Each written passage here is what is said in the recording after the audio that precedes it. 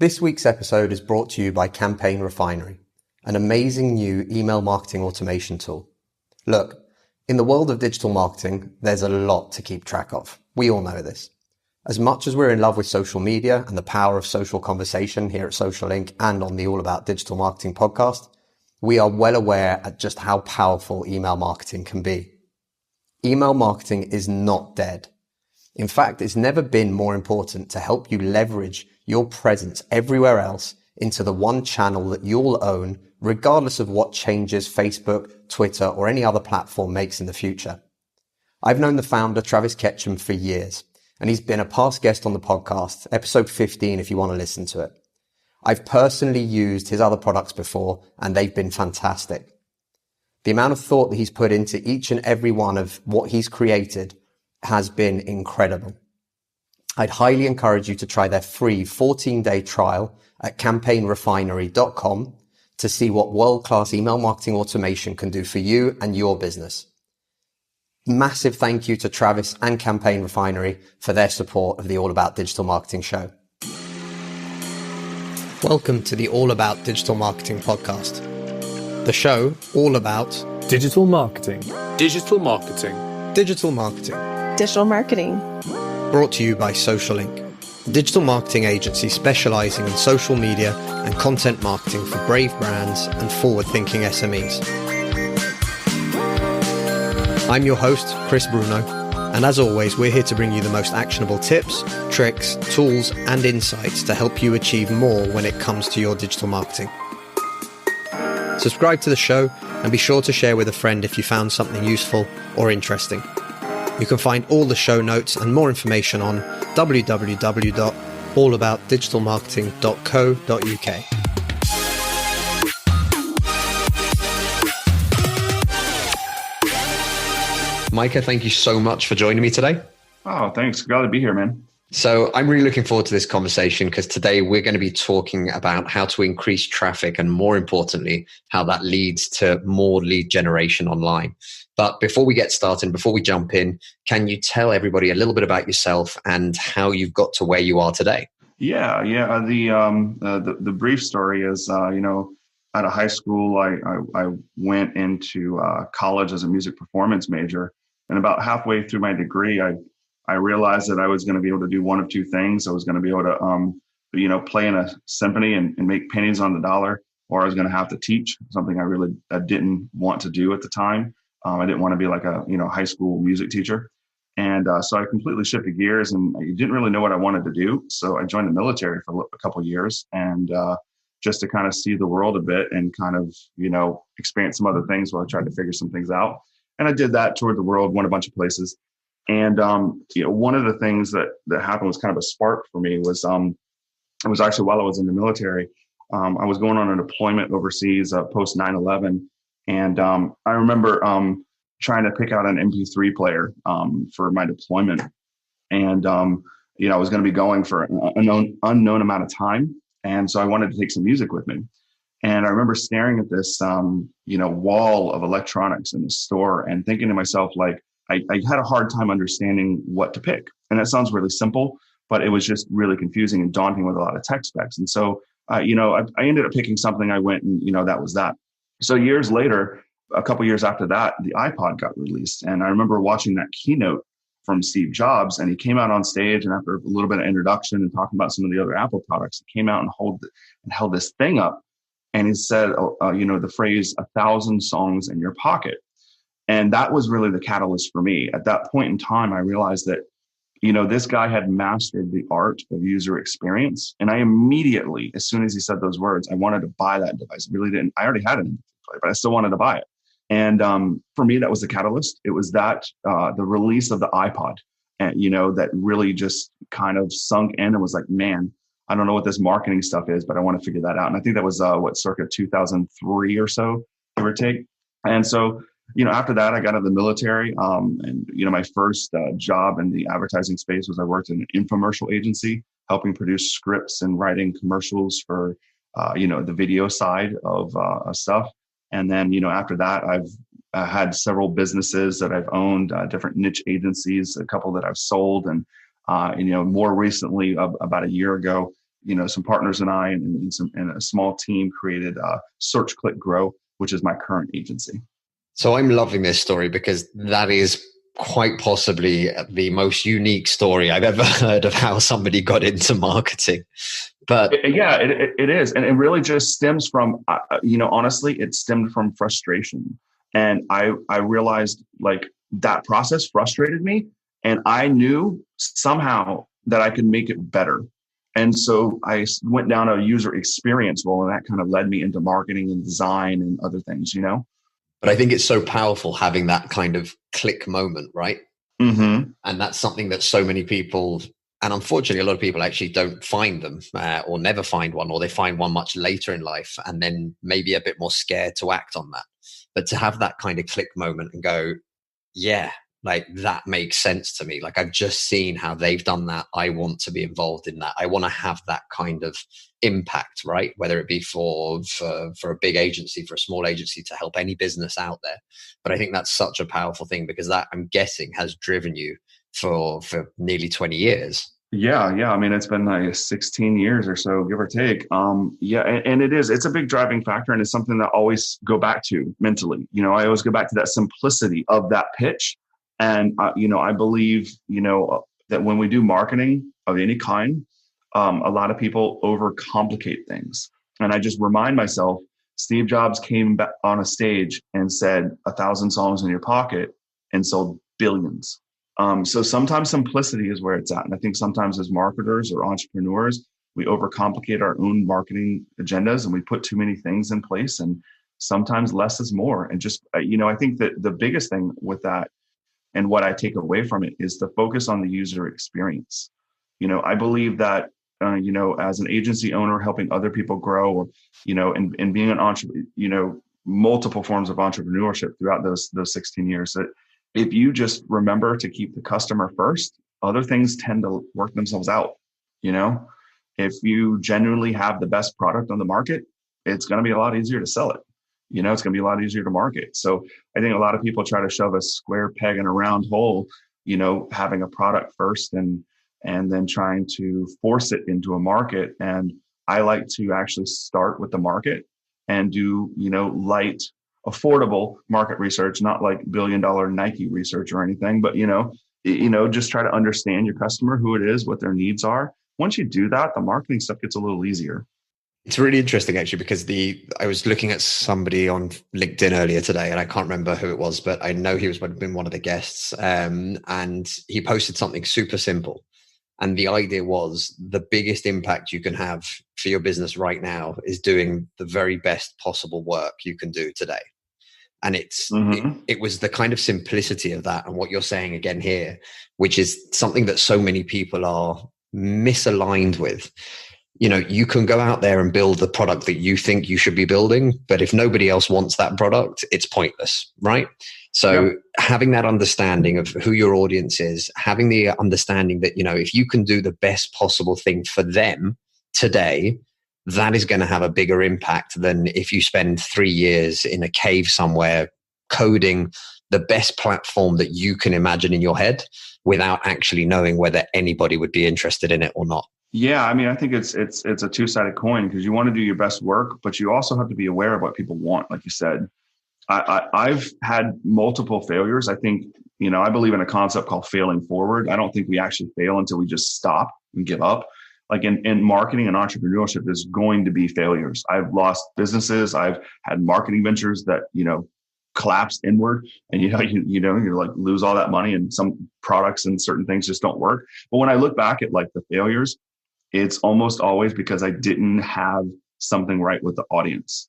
And I think it's just really important to get to know that audience. And it's something simple, because I mean, all you have to do is just talk to people, like we're talking right now, and just ask them questions and figure out what motivates them, what makes them want to buy a product like yours. And, what are they looking for in products like yours? What does it help them solve? What problems does it help them do? And, when you start asking questions like that, you're naturally going to just be empathetic with your audience, and you're going to want to build the best product. And then of course, if you do, as long as, like you said, if you do the best work, then all of that stuff together, it makes a pretty unstoppable company, in my opinion. I completely agree. So this brings us back then to what you guys currently do. And I think this is going to be really important for loads of people listening. If we can make this as simplistic as possible, the idea of, increasing traffic to help you increase your lead generation. So I'm guessing that 90% of people listening to this are going, hang on a second, if there's a way that I can understand this metric better and how I can use this in my business right now. So in its most simplistic form, and then we can start digging into it. In its most simplistic form, what is that you see? How is it that you see that? How does that model look like? So we have a 4-phase method that we employ for every business we have. And it's something that I've just developed over the last 16 years of, I've tried this, it doesn't work. I tried this, it works. And we just refined to this 4-phase method. And that method is basically, it starts out with, phase 1 is planning. And that's where we get that market research stuff that we were talking about and understanding that customer and bidding out, who, what, when, where, why, all that kind of stuff. And then the next phase is what we call the build stage. That's where we're building websites and funnels and products and things like that. Whatever it is you need to build for your business, you build all that stuff, the digital assets, the marketing stuff. And then the next one is we launch everything and we drive traffic. And that's where we get like blogging, YouTube videos, SEO, local SEO, if you have a brick and mortar business, ads, Facebook, stuff like that, right? That's all the traffic stuff. And then the last phase is the growth phase where we analyze the KPIs, we decide on A/B test, we, improve that process, and then we kind of iterate. And so basically, our process is plan, build, launch, grow. And each one of those components has, you can dig a lot deeper, but that's it at a high level. And what I found is that regardless of whether I'm helping to launch or, relaunch a dental practice or an app, I'm working with a healthcare app right now, going through the same process. I've used this for large financial institutions, real estate companies. I haven't found a business that this process doesn't work well with. So it seems to be, this method is just kind of a simplified focus point of what to do in what order to make sure that you have success in launching your business. There will be somebody listening to this right now going, yeah, but that's not really the case for my business or my niche. And unfortunately, I've heard that many a time regarding many a different thing. Yeah. These things that you're talking about are absolutely crucial. The idea of having a plan is something that I'm amazed and gobsmacked the amount of conversations I've had with potential clients. And when I've asked them, well, what's your goals? What are your plans? What are you trying to do? Who are you trying to target? And invariably they go quiet, or worse still, they're paying for social media ads. And you're like, that cool. What kind of results are you getting? And they're like, that, what do you mean results? We just kind of post stuff on social because we're trying to push stuff on social. And you're like, that's crazy, right? Without having this plan and this understanding, then what are you building? And then what are you launching? And then what are you actually trying to do? How do you know whether it's working or not if you don't have that really fundamental basics in place to know, am I moving towards my goal or am I just not moving, standing still? Well, I think, and that's, you hit the nail on the head. Everything you said is 100% correct. And I think it starts with, though, understanding what your goal is. And like you said, you talk to people and they go silent. I can't tell you the amount of times that I've had discovery calls, both of us probably work in a similar fashion where, we're not trying to shove products at people. We have a conversation and see if we're a good fit for people. That's kind of a natural, non-salesy way to sell your services. So when I have a sales call, and I've used that term loosely, I'm really not looking to sell a product. I'm looking to see if there's a way I can help them, whether or not that's me. Sometimes it's not, and I tell them somewhere else to go, and sometimes it is me. But inevitably, the one thing that I'm asking when I get on a phone call with a potential client is I'm asking them, what are your goals? That's it. What are your goals? What are you trying to achieve? And like you said, it's surprising how many people don't know that. And the reality is that if you don't know what your goals are, you're pretty sure never to reach them. You know what I mean? You wouldn't know even if you did, right? Yeah, you could be living the dream and not know it because you didn't write it down. And so I start. I've read lots and lots of books, and I'm sure you do as well. One that really sunk in with me is a book called Traction. I'm not sure if you've ever heard of that one.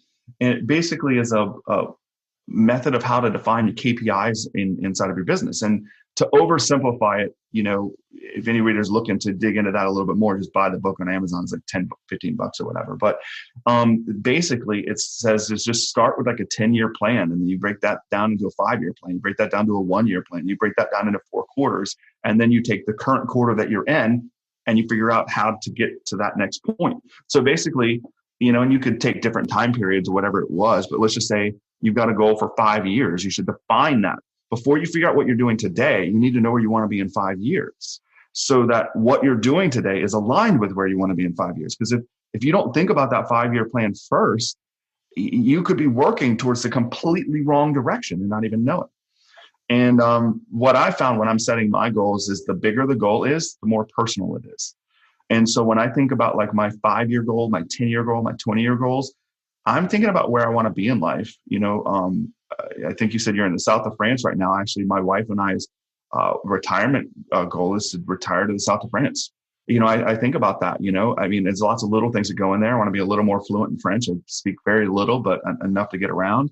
I've also got to look at, how to buy a place there, how to be able to afford to buy a place there, how to be able to, change continents away from the rest of my family and it'd be okay. So, you know what I mean? I'm thinking about big picture things like that. And a part of that, of course, is monetary, right?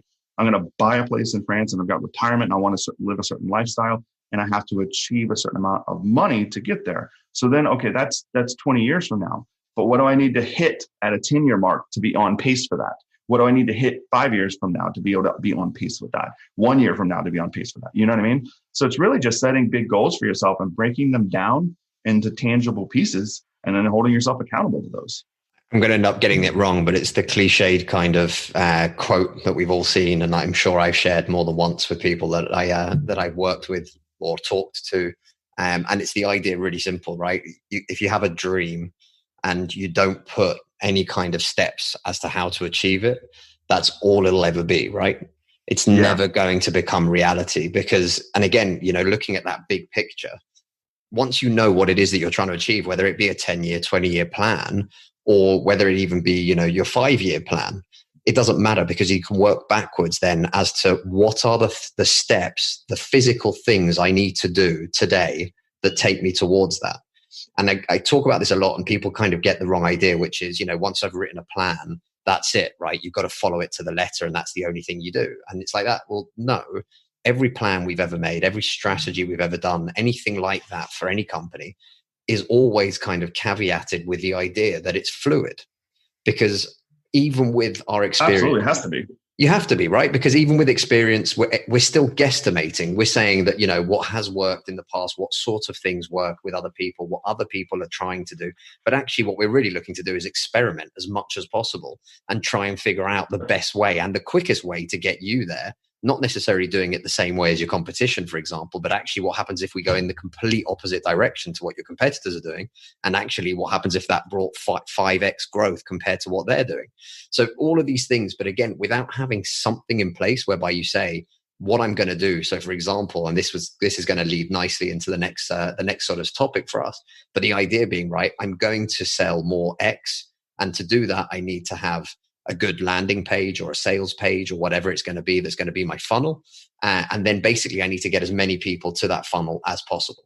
And in its most simplest form, even if the plan is just those 3 steps, that's a huge benefit that you have compared to, I'd probably go as far as to say like 60, 70% of companies out there right now that aren't even sure how they're making money, even if they are successful. I would say that number's actually probably bigger. I didn't want to be too nasty to everyone listening going, I wonder if I'm in that 90% of people that don't actually have a proper plan. Well, and I think you said something a minute ago, a plan is fluid. And as soon as you said that, I thought back to something, and I wanted to say this for your listeners. After that whole story being in the military and the whole iPod thing and that being my catalyst to getting into marketing, I started a business, and the first business I started went bankrupt like within 2 years. So, I started a couple businesses at one time, but that one did not work out. And what I realized was that looking back at it, I didn't really have good plans at the time, but I was in my early 20s at the time. Right. And for me, at my early 20s, I think what I struggled with was I heard all this advice. You got to make a business plan. You got to have a life plan. You got to do all this stuff, right? But the problem is, man, I hadn't figured out who I was yet. I had no idea where I wanted to be in 5 years, much less 20. I didn't know where I wanted to be 12 months from then. And so what I did was, because I had confusion and I didn't know where I wanted to be, I used that as an excuse to not make a business plan. And so I'd say, especially for your young listeners, it's okay to make a plan for 6 months or a year if you don't have 5 years or 10 years figured out. That's okay. But make a plan. A bad plan is better than no plan, you know? So yeah, I mean, I think that's really important. But, you know, to that, the whole 60, 70% thing, you know, I've worked for many Fortune 500 companies. I've had the pleasure of working with some very large enterprises throughout my entrepreneurial journey. And one of the things that I've realized is even large companies struggle sometimes with very simple marketing metrics. And not that they don't have plans, they do at that level, but a lot of times their plans are focused on things that are just, you know, almost immeasurable. You know, they're not focused on things like traffic and conversions and sales. They're focused on a lot of wishy-washy kind of 5,000 metrics instead of the top 3. You know what I mean? And it convolutes things. So I'd say, you know, the piggyback on that is to make sure that your metrics, whatever goals you have, make sure you focus on as few KPIs as possible. You know, if you have too many, then it just becomes so overly exhausting to track them that you end up just delaying track them, and you get, you know, complacent, and you're like, it's too hard. And then, you know, now tracking your own results becomes difficult. And so if you simplify your KPI process, then typically you're going to do it more. And that's great, because I'd rather see someone tracking 3 KPIs than not tracking 20. I think there's been a bad habit within the small agency, especially, and actually some big agencies as well, which is to overcomplicate reports to try and make them justify how much they charge. Yeah. And like you said, the reality is, right, what clients really want to know is, I spent X, what did we make? It's ROI. It's ROI. That's really what matters. And that is the only thing, right? So we spent X and we're looking for that ROI. So how much did we make? And then basically, can you tell me how we made it? And for me, my normal default breakdown, there's exceptions to every rule, but my default breakdown is I look at how much I spent versus how much I make, right? That's the kind of the sandwich of the equation, right? I spend $1,000, I make $5,000. So I made a 5X ROI. And then I look at only a couple points in the middle, right? I look at I spent $1,000, how much traffic did that generate me? And then I look at the conversion rate of my offers, right? It could be a complicated multi-stage funnel, or it could just be one simple product, you know, whatever. But look at the conversion rate of that process, and that's it. So I'm looking at how much do I spend, how much traffic did it generate, what were my conversion rates, and how much did I make? That's 4 things. That's really all I care about in any marketing campaign. I hate seeing those reports with 20,000 metrics and multiple tabs and all these graphs and charts. Don't get me wrong. If there's a problem in any one of those 4, then I want to drill down, or have one of my team members drill down and figure out why something's wrong. But, you know, for tracking from a KPI standpoint, those are the only 4 things that really matter. Yeah, I think that's, and again, it's one of those things that people have been badly brought up to think that some of the other wishy-washy, I think was how you called them, stats. And again, I'm not going to sit here and say that brand recognition isn't important. I'm not going to sit here and say, you know, making sure that your business looks good online isn't going to be part of that overall picture of who you are as an organization.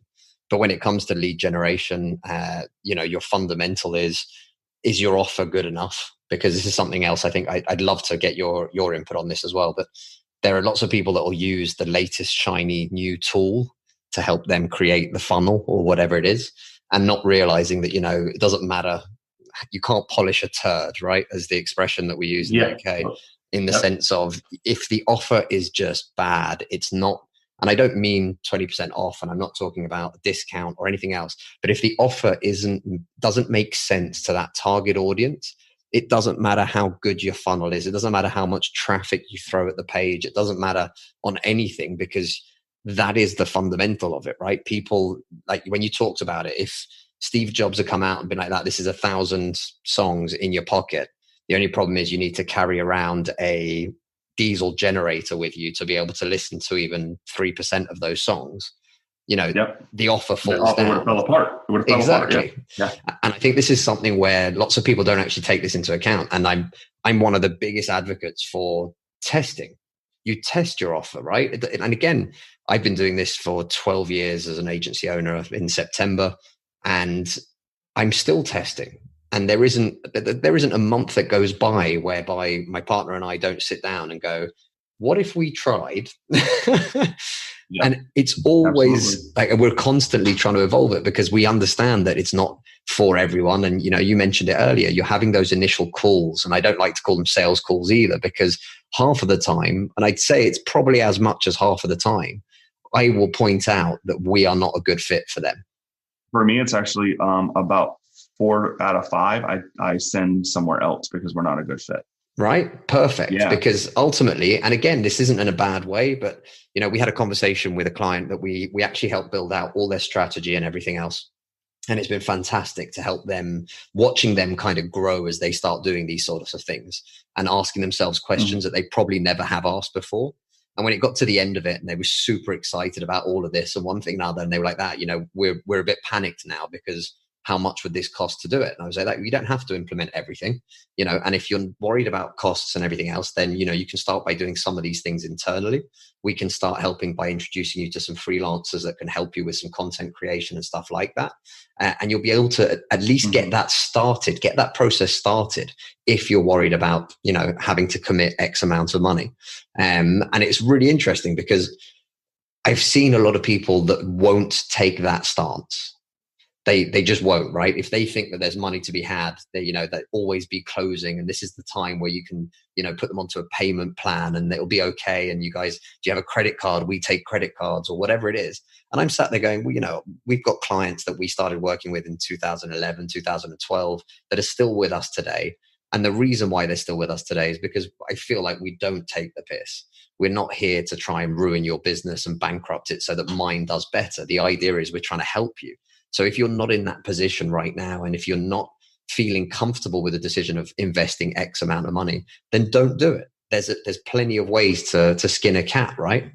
Yeah, for sure.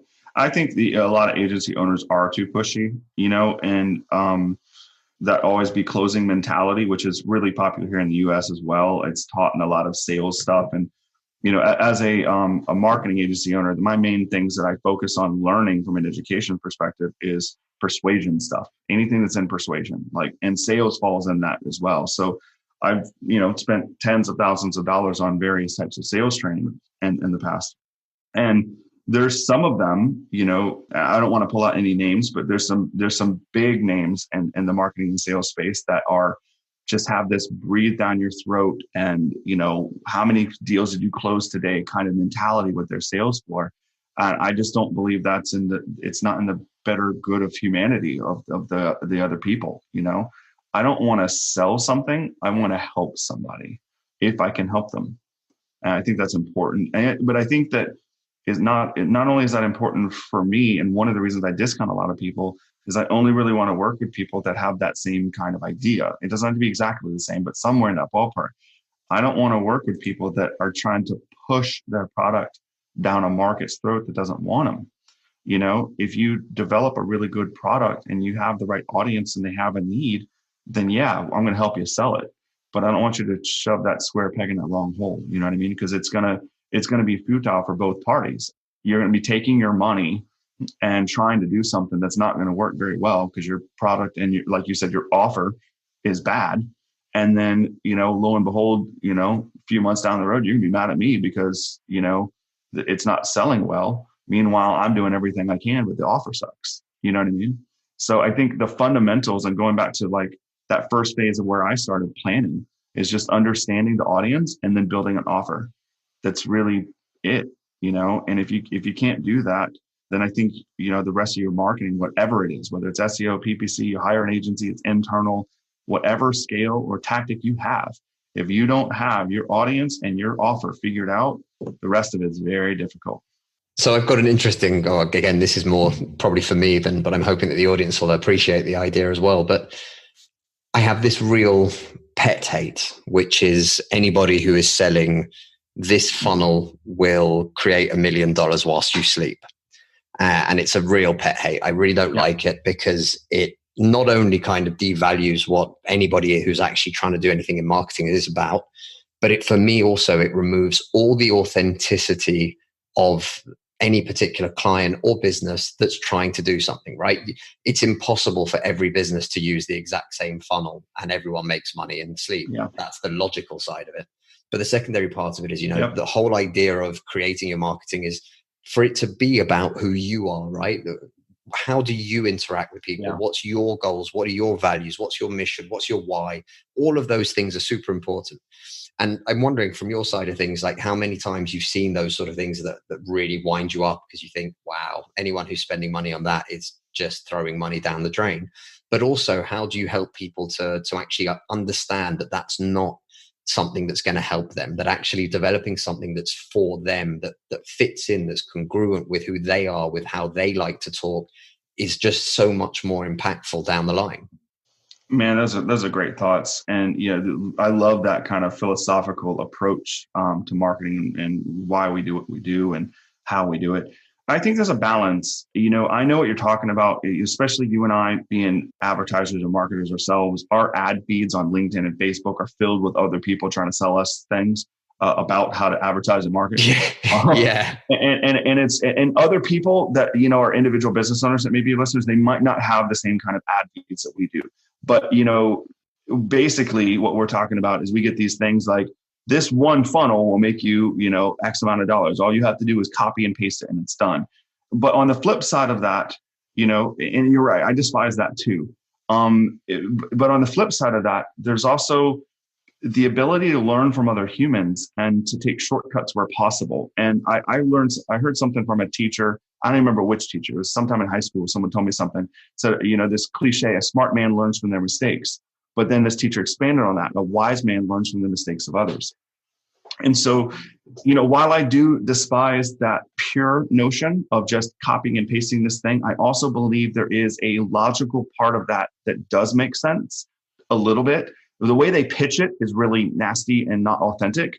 But I do believe that you should try to learn tactics and tips from other people, right? There are processes, there are books, I mentioned one earlier with the, process in it that makes sense. And, one of the things I do at SearchClickGrow is I help coach people that want to do their own marketing. And that's, a little different than some of my previous agencies, kind of like you, where someone may say, hey, well, that's cool. That's a great plan. I want to do this, but I can't afford to pay you $10,000, $20,000, $50,000 to do it. So I think that whether it's you or me or a book on Amazon or a trusted author, if there's a shortcut that you can learn to help get you from point A to Z, and you can start out at maybe F instead of A, because you've got some presets, some things like, I don't think there's necessarily anything wrong with a landing page design preset.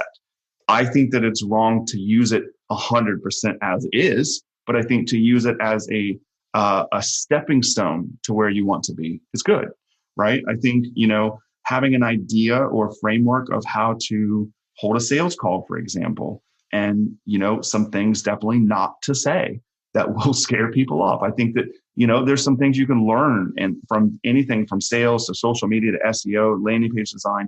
And I think that you absolutely should learn that stuff. But I don't believe that you're just going to, like you said, if everyone copies this one funnel, this one landing page, this one website, one whatever it is, no one is going to make $1 million with everybody doing it, right? It's just not going to work. You lose the disingenuous uniqueness of what is you. So I think, at a high level, we should try to shortcut things that we can, but not in for sake of our own identity, our own vision, our own why, like you said. We should always make sure that our uniqueness comes through in anything, even if we do take a design shortcut or something like that. Yeah, that's basically my thoughts on that. What do you think? I think it's really interesting, actually, because again, the way you're talking about it, and I agree with you 100% in terms of if you can find a way to do something faster, get it out there, test it, and then see what the results are. I am all for that. So, I have nothing against anybody using a system like, leadpages.net or Optimize Press, for example, or anything like that to create sales pages. The idea being you don't just literally copy what they've written, but you add your offer in. But if it's got a template and it looks good and you like it and it feels good for you, then, go for it. That's a great way to kind of take that shortcut. And I think that today there is so much content out there that is completely free. And I say that kind of, I host this podcast, and the idea of this was exactly that, right? We just wanted to do something that we hoped people would listen to because they would get some sort of bit of knowledge or a little bit of insight into something, but it's completely free. And, we're recording, this is going to be like episode 80 or 82, I think. And literally that's all happened in the space of the last 12 months. And we keep pushing it out there, but there is so much content out there for free that, and also books and, read blogs, even some of the biggest marketers in the world, like Seth Godin, they're pushing out blog content on a daily basis and writing amazing books. There's so much to learn that will help you, like you say, shortcut that process. You don't have to learn everything by trial and error and failing from A to Z. If you can skip A, B, C, D, E, to use your example, then you should definitely try and find ways to do it. Learning from other people, I think, is great. And even, the likes of people like Gary Vee, who I'm not a massive fan, and the more I see of his stuff, the less I potentially like it. But again, I'm in a different mindset. But I think everybody that wants to find free content and understand what it is that they can be doing can find that for free without paying somebody for their magic secret formula or the secret sauce that they're trying to promise you, and that's going to cost you a lot of money. And actually, in reality, I don't think you're potentially going to get the value that you're hoping to get out of that. So I've been on both sides of that coin. I've been on the person developing those programs and working with big companies that do that, and even having a program of my own. And I've been on the receiving end where I've spent $5,000 on a program and got, crap out of the other end. And so I think it really just comes down to if it's a trusted person. I think that there's a little value, or potentially massive value, out of the right program for the right person, right? It's not to say that every program out there that's paid, whether it's $100 thing or $5,000 thing, there are programs for every different level. The one thing I would say that typically paid programs add value in compared to free programs is consolidation of ideas. It's not new information. And you're right. You can go get anything that you can go spend $5,000, $10,000 on a course for. Those people researched and found that information too, right? So that information is out there for free. You're 100% right.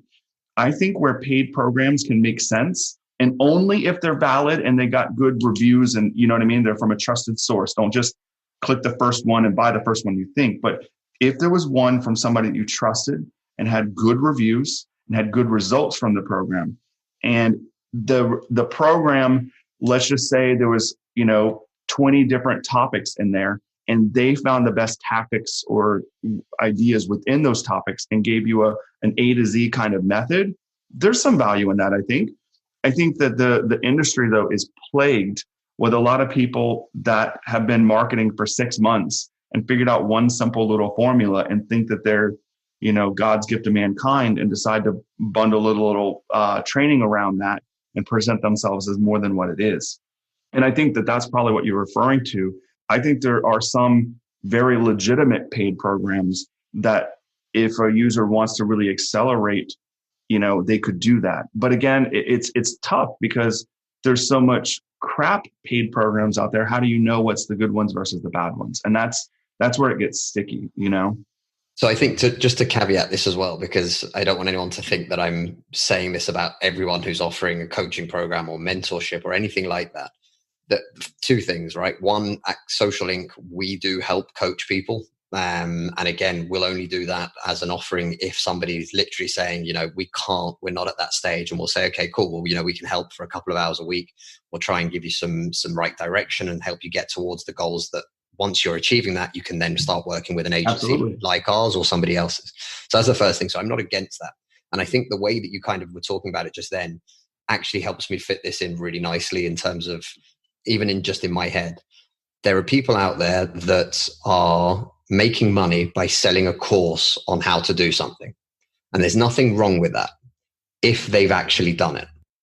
And I think that's the key part, right? The key difference is somebody who is running an agency and has been for years and who's got, 10 years, 15 years, 20 years experience in running an agency, that person deciding to help other people run their agencies better and to give that wealth of knowledge and that experience and all the information that they've gathered in 20 years and help you skip the first 5 steps of the fail and try again error kind of cycle is going to be worth his weight in gold potentially. But I think there's a real kind of, and you mentioned it there, when you're talking about reviews and everything else, for me, I think the biggest one would be, well, what have they done? If the first time you've ever seen them or heard of them and the only thing you can really find about them online is the fact that they sell a course about X, then you've got to ask yourself the question, right? Are they making money by telling me how to do something, or have they already made money and they are making money by doing it and they happen to also be teaching it? Yeah, absolutely. And I try to hit on that idea. It's, you just got to make sure the people that you're going to buy a course from aren't fake.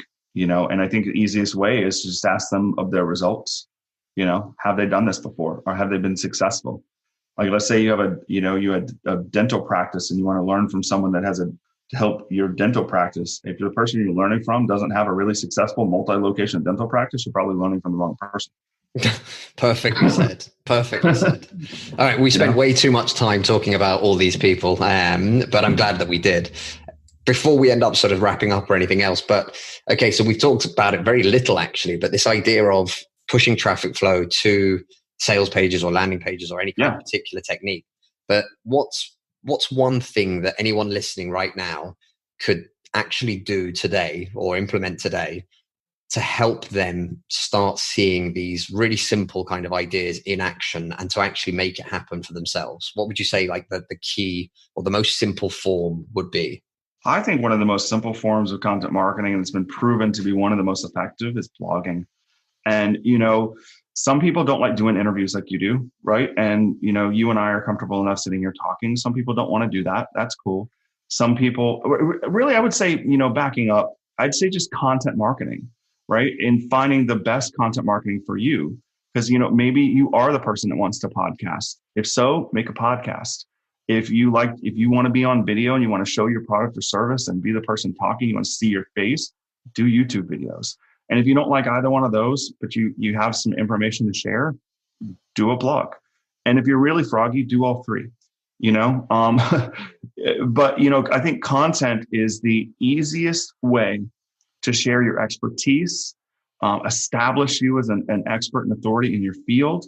And it's one of the best ways to get consistent, ongoing traffic. And a lot of people call it free traffic. It's free after you make it, but you do have to put effort and sometimes a little money into doing it. But if you're blogging, as an example, it's your time, right? And whatever your website costs, which, WordPress websites, hosting isn't that much. The design might have cost you something, but hosting a website doesn't cost too much. So you're really just talking about your time and making the content. That's your biggest investment. And if you've got great content, then it's going to just continue to work for you 24/7 for years to come. I've had single blog articles that have generated me hundreds of thousands of dollars in revenue, single blog articles. Now, in full context for anyone that's listening, because I don't want to give anyone the wrong idea, you're not going to go out and write one blog, make one podcast, make one YouTube video and expect to make that kind of money. That's in context with a content marketing plan that had lots and lots and lots of blogs, right? There was a lot of blogs that went around this one winning blog, and that one winning blog was the one that really gave all the results. But I think the one thing that anyone can do that wants to do traffic of any kind is to focus on content first. And I say that because it goes back to something I said a minute ago, that customer experience.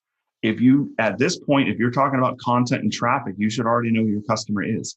Well, if you know who they are, you know what they need. You know what they know, you know what they don't know. You know what they want to learn, you know what they don't want to learn.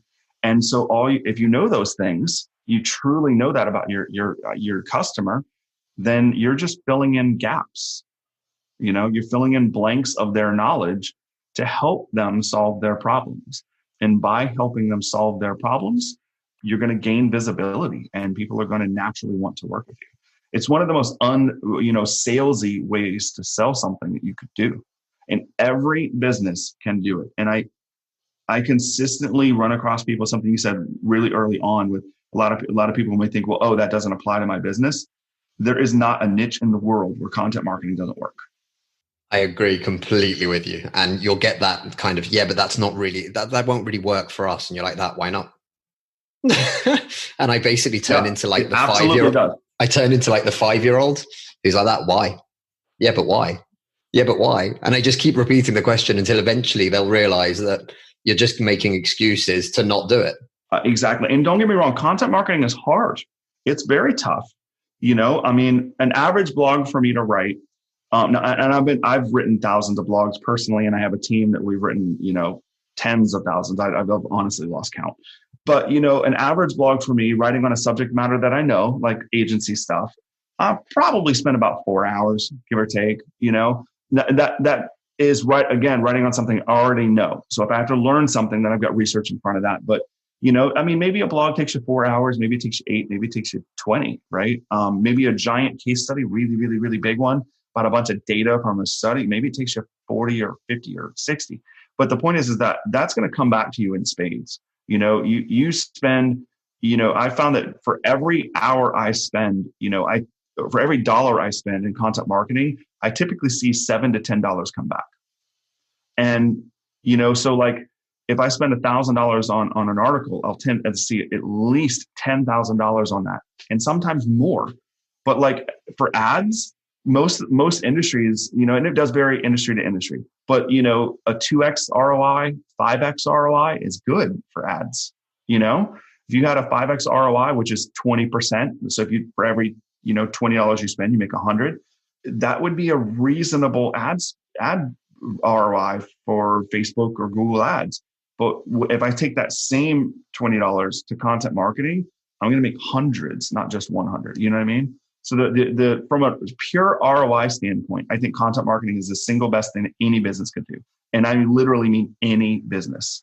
The only thing I would say is, as far as like content not working, sometimes there are content channels that won't work for certain niches, right?